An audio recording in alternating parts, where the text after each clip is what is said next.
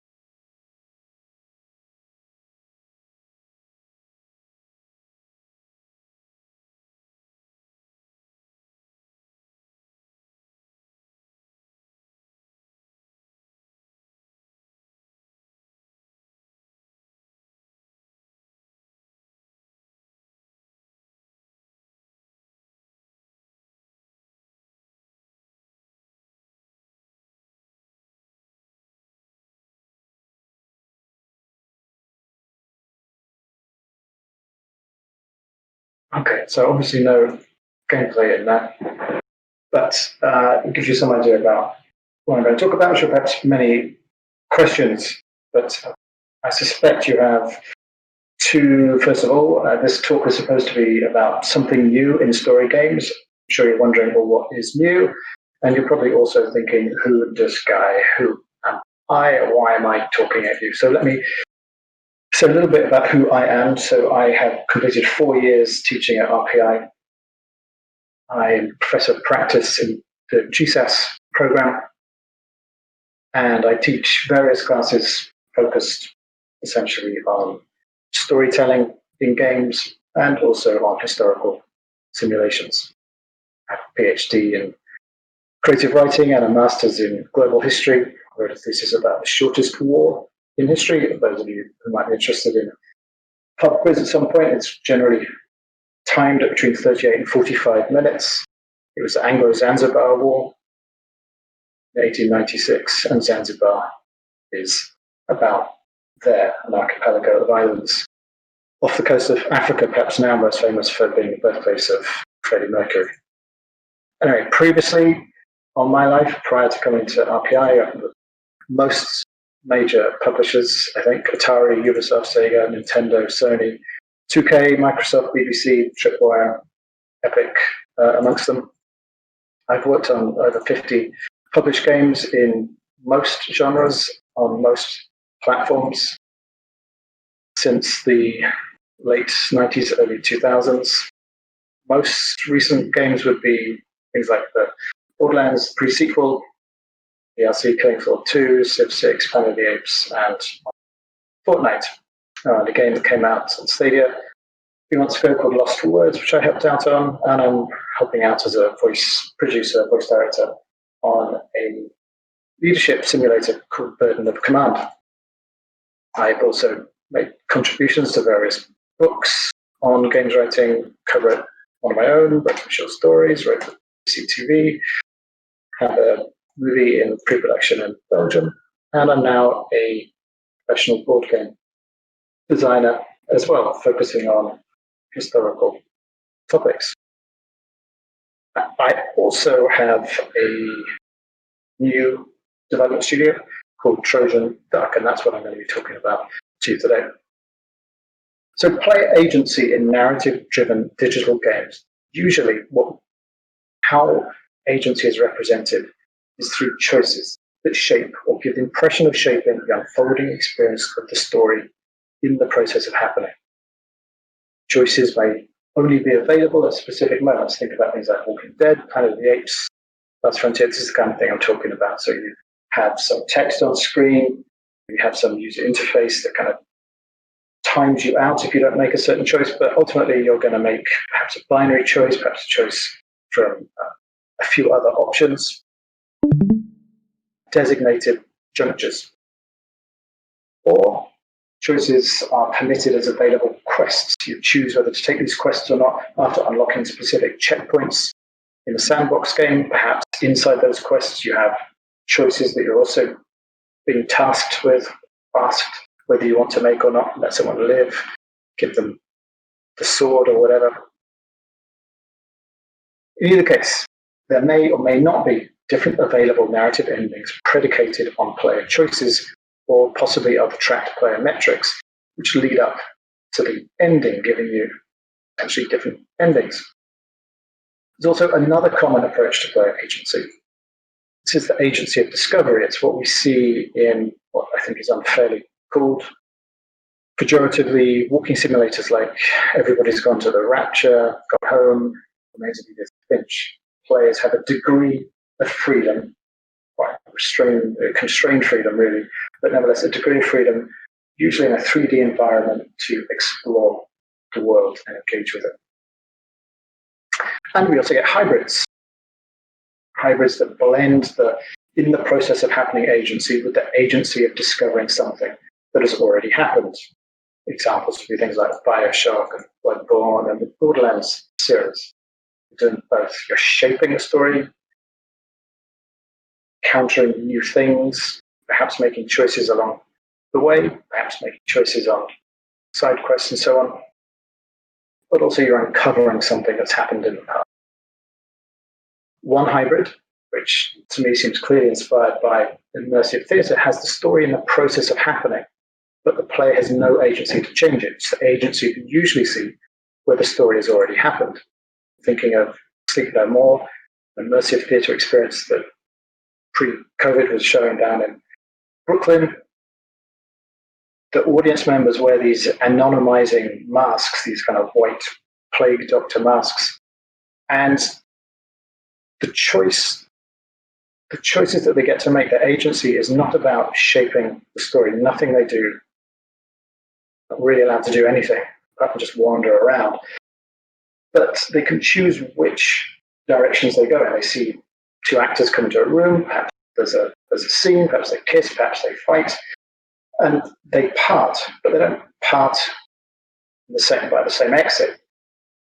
The audience is free to choose which of those actors to follow, and there's an agency in this way. The audience is able to engage with its own sense of ironies, its own sense of foreshadowing, and make its own connections as to what is going on. This is very much what we see in the Tequila Works Invisible Hours, which is a VR game I thoroughly enjoyed. It didn't matter that I couldn't shape the story, I was shaping my experience of engaging with that story, which is pretty liberating. Now, there's a subset of the already happened formulation that's particularly relevant to the rest of this talk. These are games where not only can players not influence the ending or any plot point en route to it, but they also have immensely restricted movement within the story world too, far more restricted than even walking simulators. I'm thinking of games like Her Story and Return of Obra Dinn. In Her Story, players move, if they even move at all, through a search engine. It's an immensely constrained agency. These games are not concerned with spatial exploration, I suggest, so much as temporal exploration. The games urge players to make sense of their respective story's chronology after its narrative has been fragmented within the game's world or the game's system. The player is then tasked with defragging this projection of the story that's been sort of deconstructed, and the player then reconstructs it. These are narratives concerned with depth of interaction as opposed to breadth. That, at least, I think, is a neat encapsulation that Sam Barlow, the maker of Her Story, expressed at GameFest 2019. I thought this was an eloquent way of putting it. So super upbeat it isn't. It's an in-development, narrative-driven game with an already happened framing concerned with a depth of interaction rather than a breadth. Players can't change the story, can't change what has happened. But they can experience the story in a different sequence, in different playthroughs, noticing different dramatic ironies, foreshadowing, operating, or perhaps not, in different contexts. Since players are given to understand they are exploring a mystery, they will likely experience different responses to the game, formulating different hypotheses along the way.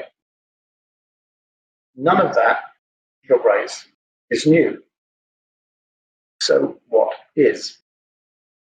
Well, even these games, thinking in particular of Her Story, Obra Dinn, keep the narrative back end, if you like, out of the sight of the player. Good reasons for doing this. Exposing the structure can implode suspension of disbelief. Makes you realize the whole thing is just made by some developers, and you don't really feel like this is a real experience. This is really, there's only verisimilitude, there's no truth to life in this if this is exposed, right? This is a danger, a concern for developers. And exposing this structure and exposing this back end will often clearly demonstrate just how restricted player agency really is. Again, not something you most of the time particularly want to engage in. Ugly, if you can figure out how to do it. It's problematic in terms of playability. Trying to do what does the player do with this back end? And even if you can solve all those problems, it might well pull the focus from the game's intended narrative goals anyway. So why do it? Lots of good reasons not. We've decided to do it because we think we can do something interesting and new with it. This is how Obra Dinn, I won't spend too long on this because I guess there's spoilers in here, but this is how Obra Dinn does it. It presents this visualization of the back end. They use a narrative wrapper of a journal that has been completed as the player progresses. Her Story shows this, particularly the sort of bottom left of that screen, shows this volume being filled. It's filled with sort of missing elements, and by going to seeing different, moving through the search engine and seeing different movies, this volume is being completed, and so the player is getting a sense that they're progressing. Nothing really wrong with those at all. They work within the context of the narrative wrapper that each of those games has. Super Upbeat is engaged in an attempt to deliver a visualization of player progress as part of the narrative experience and its functional gameplay. The players can see where they have been in the story and where they can go next, temporarily rather than spatially. They will experience something new for a narrative-driven digital game. Tell me. A map of the dungeon in a dungeon crawler showing previous routes and possible routes ahead is, of course, nothing new. This is a spatial visualization, but showing a player where they are as they unpick their way through 30 years of narrative time for 4 different, sometimes intersecting characters is different and comes with a range of non-trivial challenges. It's different, I suggest, because this is about temporal depth, temporal visualization. So the rest of this talk isn't about those challenges, those non-trivial challenges, and how we as a development studio are attempting to overcome them. There's a lot to be said about them, and we're still in the middle, perhaps not even near the middle yet, of figuring out how to address them. What the rest of the talk is about is I want to tell you a bit more about the game, and then show you a bit more in the specifics, what it is I'm talking about with this visualization. And then I'm going to show you a current build of the game, the introduction to the game, and give you some idea about what's happening, I hope. So this is a 2D, single-player narrative-driven memory investigation game. For the PC, smartphone, tablet, PS4, Switch, I guess PS5 by the time it comes out. Story, a casual game, team rating. You discover a story, piecing together your own conclusions as you encounter this cast of varied characters in a toy box world. We have 4 characters, you've seen the promo video, so you know this, who are about to leave college. There's an accident, one of them is killed. It's an accident that might not, in fact, be an accident. 2 of these friends return to the scene. 30 years later, they encounter the ghost of the dead friend. This ghost pulls them into a trance, goes into their minds, and player agency is associated with this ghost as they try and make sense of the lives of these characters over 30 years. The ghost zone is this central space that, after this prologue sequence, which I'm going to show you soon, this is where the player spends a degree of their time choosing which memories to enter and when, but not all of them are open. At the beginning, these are unlocked depending on the choices that you make. The more memories that you open, explore, go through, complete, the more become available to you as a player. This, I suppose, speaks to some of the non-trivial challenges that I said I wasn't going to talk about.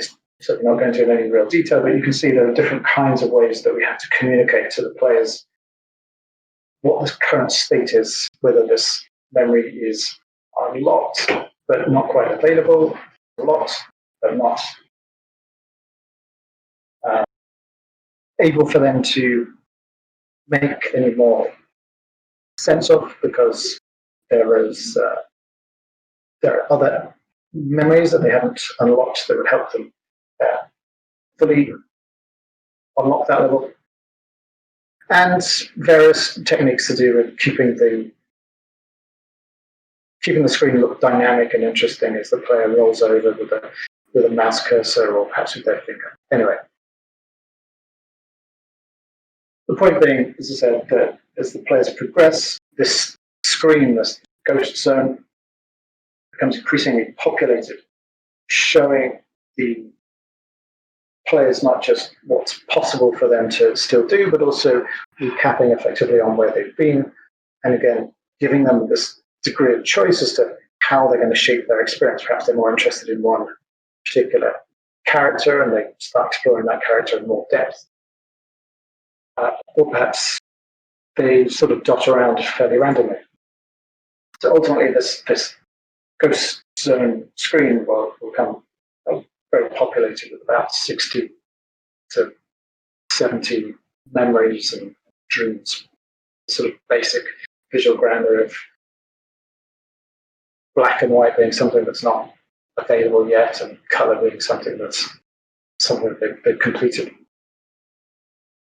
Inside the memories, different kinds of things happen, but essentially fairly simple point and click type games. It's not really a game that you can fail at on purpose. It's more an experience that we want players to have. Simple hidden object things, and simple games. I'm going to show you this game in action actually in a moment. Those of you who spent time in London perhaps recognise where some of that inspiration came from. Anyway, let me show you a playthrough. Let me jump to a playthrough.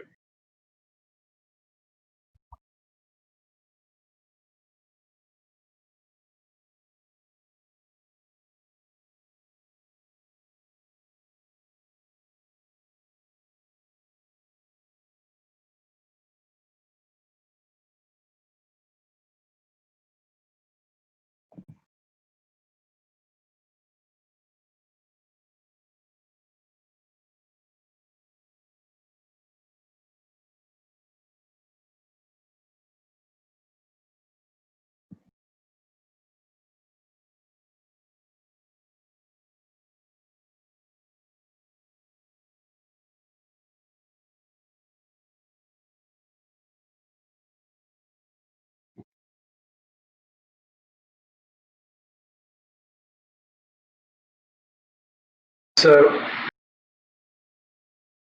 it's obviously intended to be played with sound, which will help the experience overall. I hope we haven't given players any direction. We don't tend to give any other direction than what you see here, which is a mixture of some visual clues, but they're mostly audio based. Hopefully you can see these heads pulsing. It's supposed to tell you that they're thinking something, there's something to press. And you're supposed to be learning about various characters in the process, the things that they enjoy, the things that they think about. And we're hoping that you're trying to figure out a very simple puzzle as to how you progress.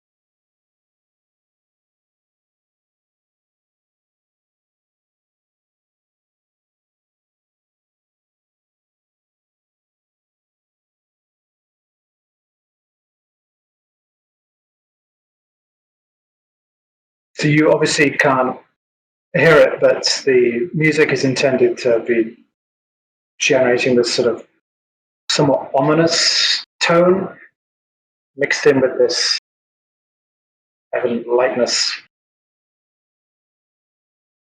The characters have sounds, they don't speak as such. We don't hear any dialogue, but every time one of these bubbles come up, they make a kind of gobbledygook type sound. Helps give us a sense of character without the expense of localization, but it's not just about expense either. It's also about sort of the creative identity that we were after.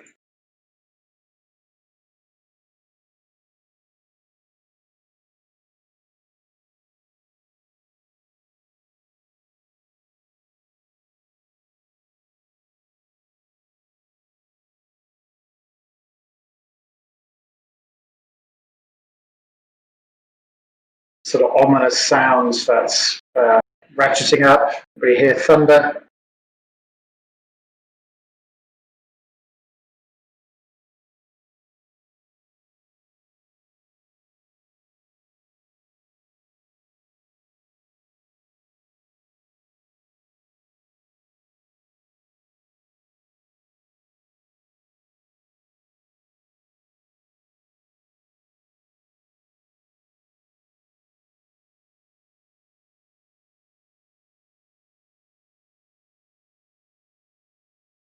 More thunder.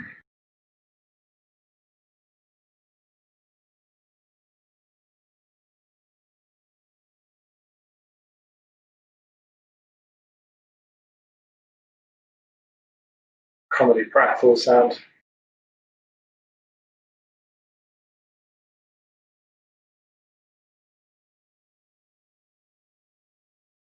These icons have a sort of clicker sound, a bit like on an old slot machine.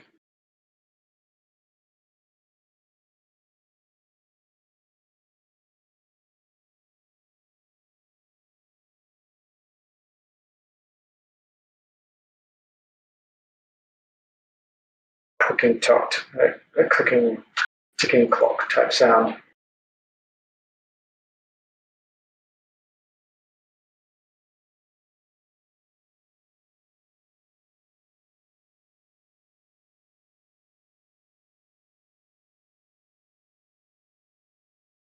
get that ominous sound again. More lightning, thunder, sorry.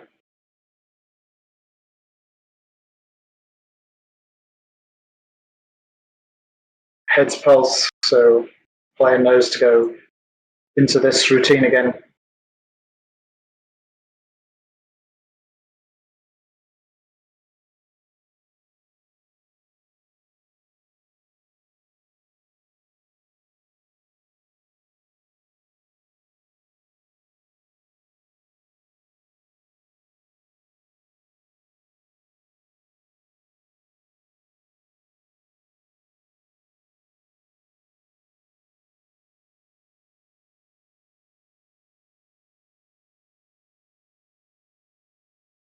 The ghost makes a sort of woo noise when she speaks.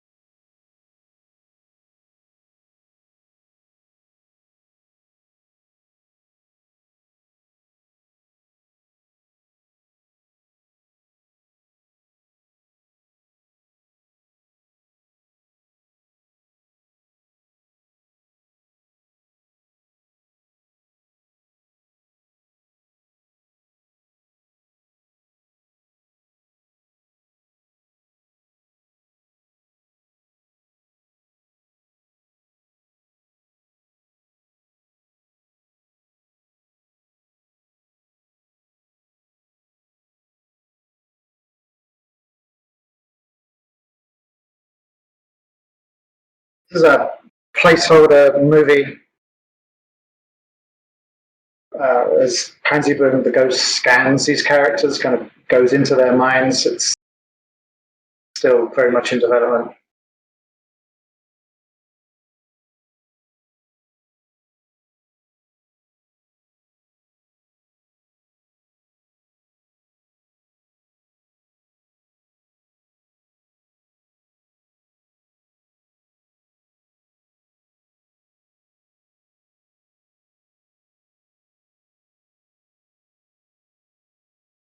All these moves are supported by sound effects, make it feel dynamic and interesting. Hopefully, come to a frame, a screen that won't really make a lot of sense to begin with.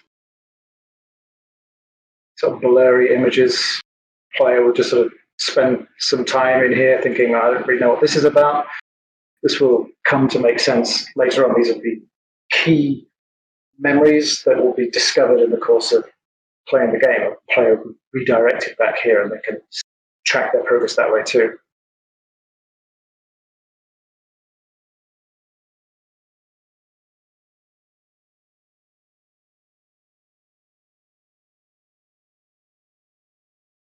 So now we're in the ghost zone itself, and this is, you can see we're just at the beginning of getting this to work. And as players go in, complete these memories, complete these bubbles, if you like, more will pop and populate this space. Let me jump into just this one and you can get a sense of the kind of thing that goes on in here. Again, sorry about there being no sound, offers quite a lot. Dear Joan, I love my holiday, and I love things and people and stuff. I love everything, and I love you too, Quilly. Dear Joan, I had to get away. After what happened, I hate photos, especially of myself. Gentleness, Sharamak. And bills.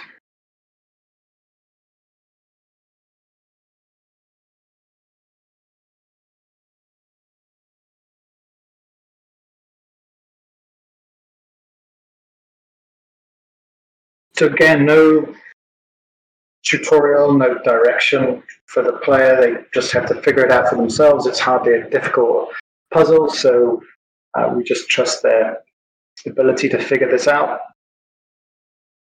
Probably start experimenting and making these little ding correct sounds as they press the right place.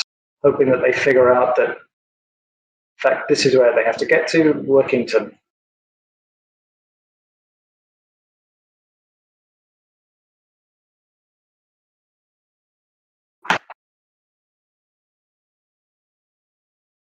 ask them to click on a particular bit of the screen.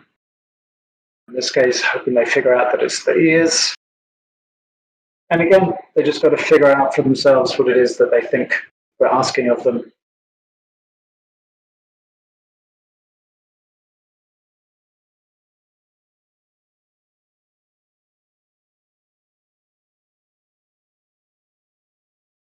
So this kind of stuff, like I said, I'm not suggesting any of this is new. These are all sort of mini games that have more or less charm in them, depending on how you respond to them.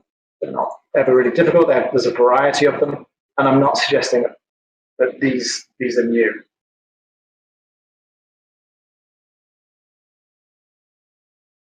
Then shoot phase 2. You can't hear, but it seems like it's a war themed video game. Shooting sounds.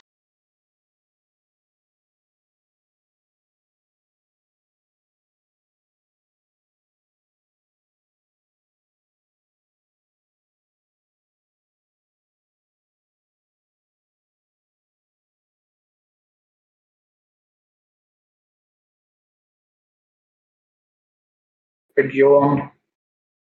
And then we make the player do it all over again.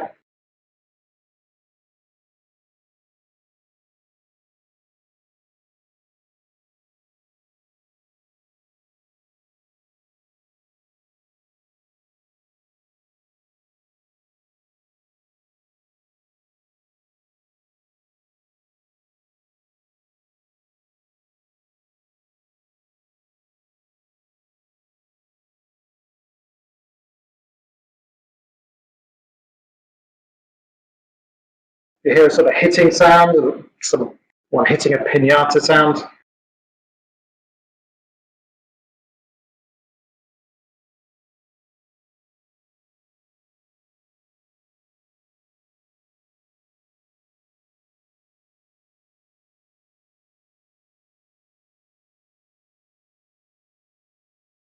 So this doesn't work quite yet, but the idea is that'll iris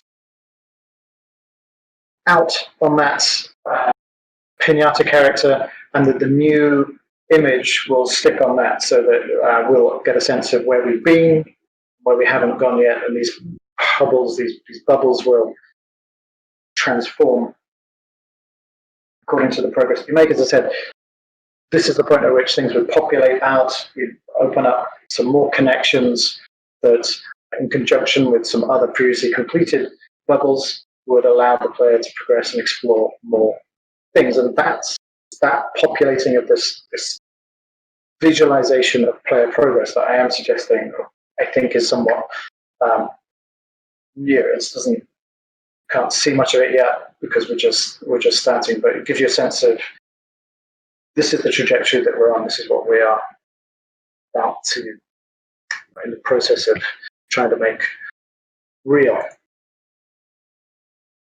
I'm actually pretty much done with this presentation. I just had, it was just a questions, a Q&A slide. So I'm happy to answer questions. I'm sorry there was no sound with the video, with the playthrough of the game. But just, I don't know, Tara, how we're going to do this with problem we have with the sound, but people want to ask me some questions, I'll do my best to try and answer them. If you don't mind me asking, Maurice, are there any specific games that you are inspired by that brought, to fruition, or any games / any media, I should say, that made Super Upbeat it isn't the way it is? I would say two in particular. One was Night in the Woods, which I thoroughly enjoyed. I love the art style and I love the music for that. And I liked the the dream sequences in particular were beautiful experiences where it wasn't really clear what it was you had to do. They just sort of the soundscape kind of built as you explored this space, and I just enjoyed it an awful lot because it wasn't really difficult, which I enjoyed. It felt like it was completable within a few hours, and just had a lot of confidence in its own creative identity. So that was a game that I really, really enjoyed. And I also would cite Florence, which was a much shorter game, but also a really confident delivery, a really simple game in lots of ways, but with lots of polish that had lots of emotional integrity to it. And I enjoyed these stories that are off the beaten track. I spent a lot of my time making AAA games where it's a certain type of story experience. And I really enjoyed the fact that we're now seeing games that are more daring in lots of ways by being less mainstream, less conventional, and in many ways far more emotionally rich as a result of that. I think that I would cite those two. And yeah, I also mentioned her story, and I enjoyed that from its narrative design perspective and what it was trying to get at. And I suppose in some ways you can say this is me kind of pushing in that direction and seeing where else that kind of approach could take us. Any other questions? I guess maybe just out of curiosity, it may end up being, a very similar answer, but what would you say is like, your favorite game narrative or some of your favorite game narratives you've ever played? Actually, it's a similar kind of answer. I think that if I go back several years before that, I did enjoy Broken Sword a lot. Very different kind of game, point and click adventure game, but I really enjoyed the storytelling with that. It's definitely more the sort of indie space that we're in now that I'm especially enjoying. So I really enjoyed Life is Strange. Again, just more unusual, at least unusual for video games to be telling those sorts of stories concerned with characters. I mean, I had problems with the story and the game design in all sorts of ways that I struggled with. The jumping forwards and backwards in time didn't really seem to make a lot of sense on closer investigation. But nevertheless, I enjoyed the emotional heart of what that game was attempting to do, the kind of experience it was trying to deliver. But and so we're seeing these sorts of games far more than we have before. There's kind of less genre pieces; they're more sort of independent kind of feel to them, rather than particular mainstream genres. But yeah, I would still say Night in the Woods in particular, and Florence. I just love the fact that it's a game that I could finish quickly and it wasn't hanging over me for decades as I forgot where I was in the game and never. Yeah. Thank you. Thanks. This is a design question. Since it's a point-and-click adventure game, what are some challenges that you're dealing with as part of that? Challenges as a part of what? Sorry, Tara, I missed the first bit. Challenges as a design of point-and-click adventure games. Yeah. How to keep the player interested. I mean, you're always just sort of imagining them over your shoulder, the player sort of thinking, yeah, so what? Why is this interesting? In our case, humor is part of our arsenal, part of the way that we try and keep people engaged. Humor is certainly helped by the audio. But again, sorry you couldn't hear that, but that will, I hope, help engage players.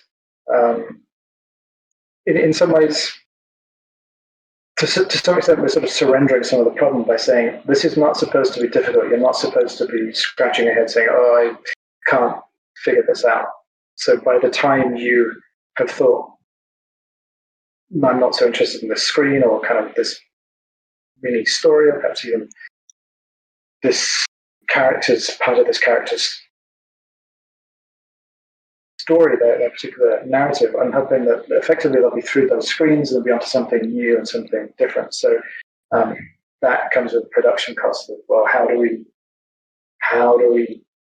generate the content that will allow us to keep things feeling relatively fresh? And then that's not just story content, of course, has all these other ramifications to do with the art and the animation and the audio and everything else. So yeah, I mean, like, who's interested in point and clicks, I suppose is a question. But we're hoping that the answer is in part addressed by the novelty of this experience. It's not supposed to look like a lot of other things. There might be references that people identify, and that's fine. Difficult to make something that's not referenceable at all, but we're hoping that it feels different, it feels intriguing, that the story is strong enough, that the characters are intriguing enough, and that the mini games themselves come along often enough that, and again, mini games in inverted commas, but we hope that these help drive people to keep going. Part of this as well is connected to the duration of the game. It's not going to be a 120-hour game. It's going to be much more like a hour, 2-hour length game. And hopefully that will entice people to think, well, I kind of, this screen is filling up now, I think I'm getting a sense of everything. And then they can figure out for themselves what they think it all means. So yeah, and then there's the usual challenges, like we're a small team and progress is slower than we would often like, and there are things that seem to be relatively straightforward, but then executing them or implementing them becomes problematic, or we like it, but we realize, oh, in fact, we should do this other thing and add this animation and perhaps add this other bit of the screen, put something else on the screen that we know will be better, but always kind of knocks us back in terms of progress. I suppose that's not really specific to point and clicks in particular, but yeah, for us, look, humor is a big part of this. Question I also had, the Ghost Zone is kind of interesting. It's a web of events. And so, like, especially from the demo, it looks like you need to unlock more of those events to expand the web further. Right. To me, I thought that was an interesting design choice. Given your original presentation, I had the impression that, like, especially her story comes to mind, where you could potentially have a ton of story bits. And it will be incredibly overwhelming for the user to determine, what sequence they should be going through, what they should be clicking on, and how they should be piecing the story together. So there's a sort of like analysis paralysis that could potentially happen in a format similar to her story, if they, in that game specifically, they chose to add in a search engine to limit the player's progression. Mm-hmm. In your case, what was the decision-making process to turn it into a web that like slowly unlocks more nodes as you go along? Yeah, it's a good question. It comes down to, for us, it came down to what are we doing here that's new or interesting? And we knew that it wasn't going to be in the mini games themselves. We were not going to invent a mini game that people had never seen before. And as different as our art style might be, as we were attempting for it to be, that wasn't a key element for us. It wasn't that it had to be different. It just had to fit within our other concerns and feel somewhat fresh. So in all other respects, we weren't doing it as a single player experience, right? So there wasn't complexity in terms of the multiplayer dimension that was going on. In all other respects, there was nothing that we were intending to do here that was unusual or different. So we had to find something, in a way that sort of the starting point for us is, what can we do here with limited resources, but also very particular kinds of interests in the sorts of games we wanted to make? What can we do that will feel different? So yes, we didn't want to just have this analysis paralysis problem of just a vast amount of screen that players kind of had to pick their way through, not knowing what was going on. We wanted to guide them, but for them to not feel too constrained in that.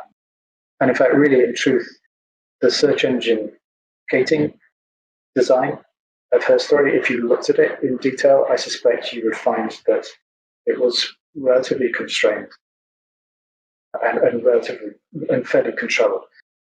So we knew that the guts of this were not going to be entirely new either. It was all about, well, how do we make this feel refreshing? How do we guide the players helpfully through this visualization of their progress that will make them feel enticed and intrigued and encouraged to progress? So it's not really evident from here, and I talked about us showing the back end, and that's true, that sort of is what we're doing, but it's somewhat disingenuous for me to say that that's exactly what we're doing, because we're not exactly doing that. The back end is boring kind of spreadsheets about which ones will unlock bubbles, will unlock different bubbles, and which combinations of bubbles will unlock those, and how does that actually get us to the end state of the game. So that was all stuff that we knew wouldn't feel nice for the players. So it's a mixture of pacing, it's a mixture of finding the right plot points that unlock the correct kinds of sub-plot points that can feed off others. So, as I said, we're a small studio, and we've got, I think that narrative design was the one thing that we thought that we could offer people that could feel new and fresh and different. So we doubled down on that. That's our USP. That's the thing that is distinctive about us. This ghost zone space is the thing that we absolutely need to try and nail the organization of that and the delivery, the execution. As you can see, still working up this. We're really at the beginning of how this is intended to work. But hopefully you can see enough of what it is that I'm trying to describe populating with this space. So to sort of try and answer that question directly, thought process was, let's identify what we can do that maybe no one else can do as well as us. 99% of things anyone else can do, and do it better than us. What's this one special thing that we think we can find? And that's what took us there.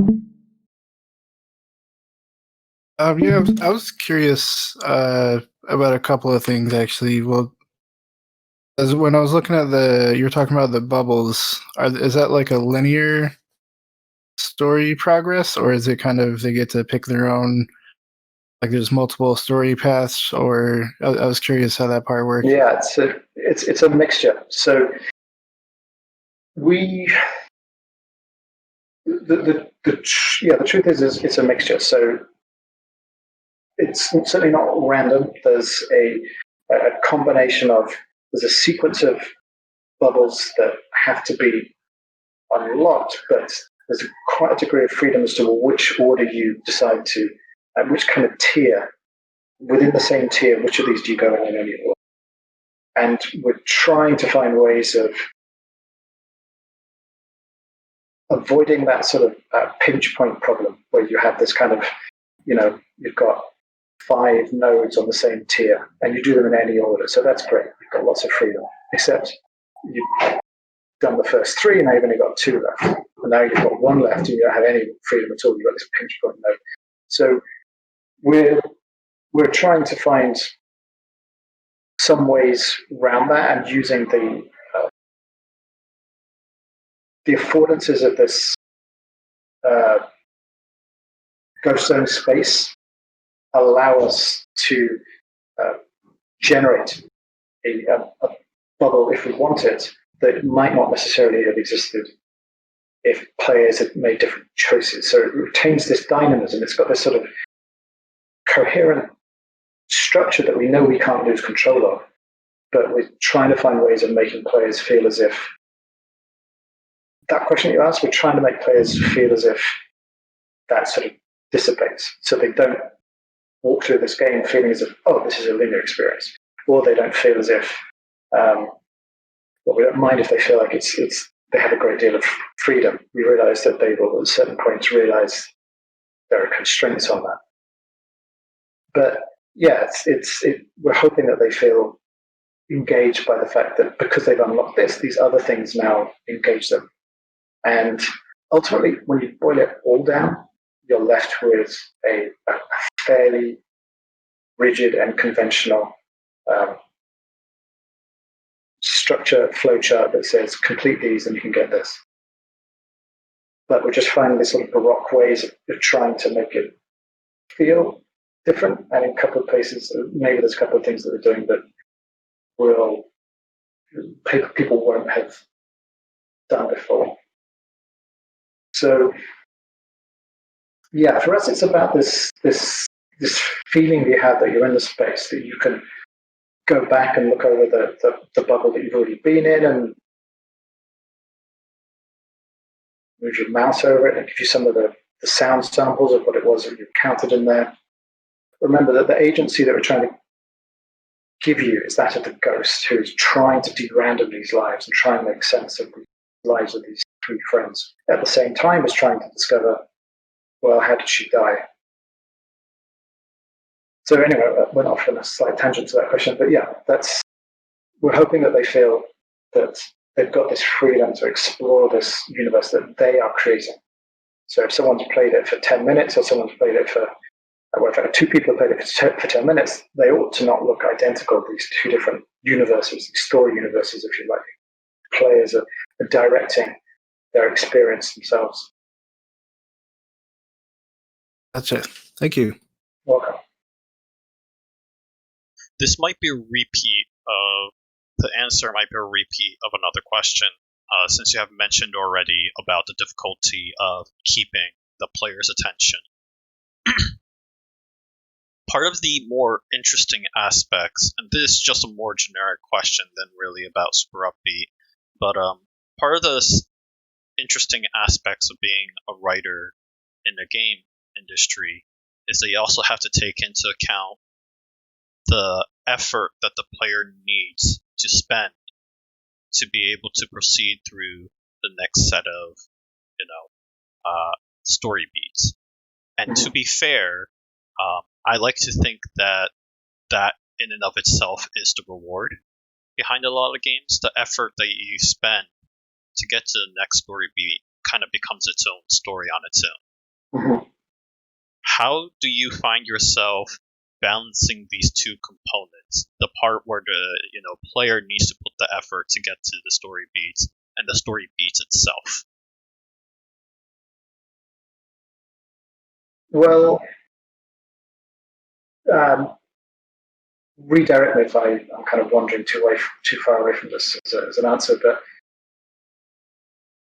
we think in terms of each of these bubbles needing to deliver something that is fresh in and of itself. So we're reusing a lot of the same basic mini game ideas.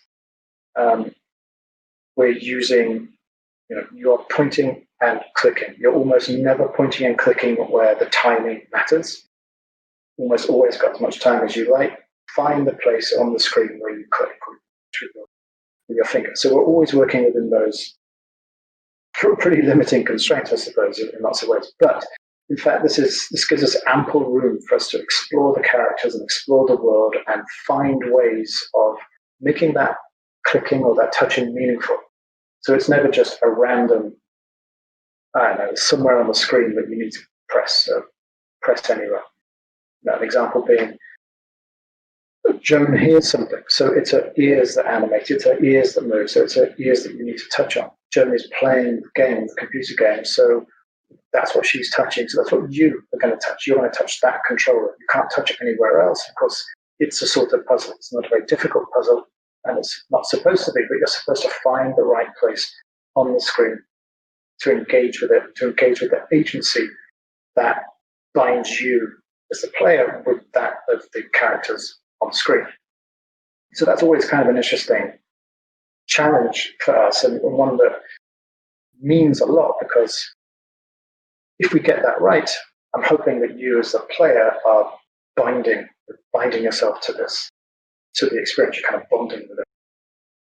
And we're hoping that each of these is in its own way kind of fresh and different. It just looks different. We've got these little, you saw the kind of drain game, as we call it, this game as Joan is working her way through the subway to try and get from Holmbury to Workington. And we're hoping it's the variety that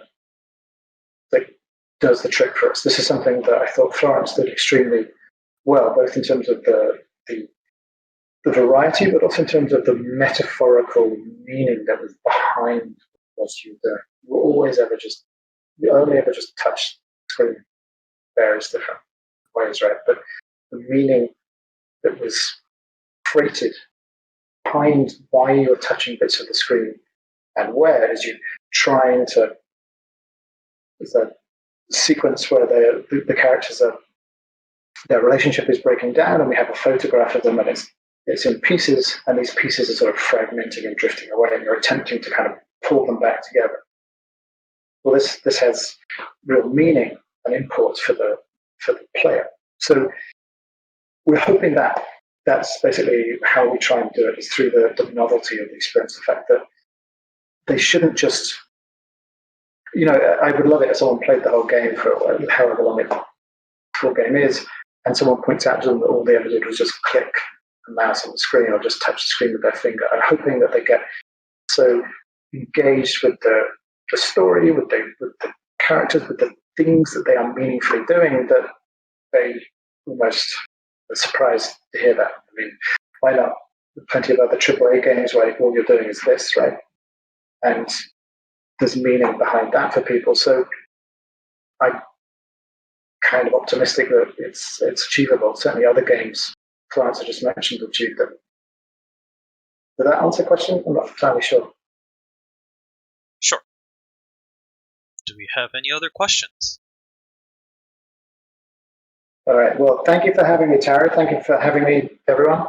And perhaps at some point in the future, I can show you progress that we've hopefully made.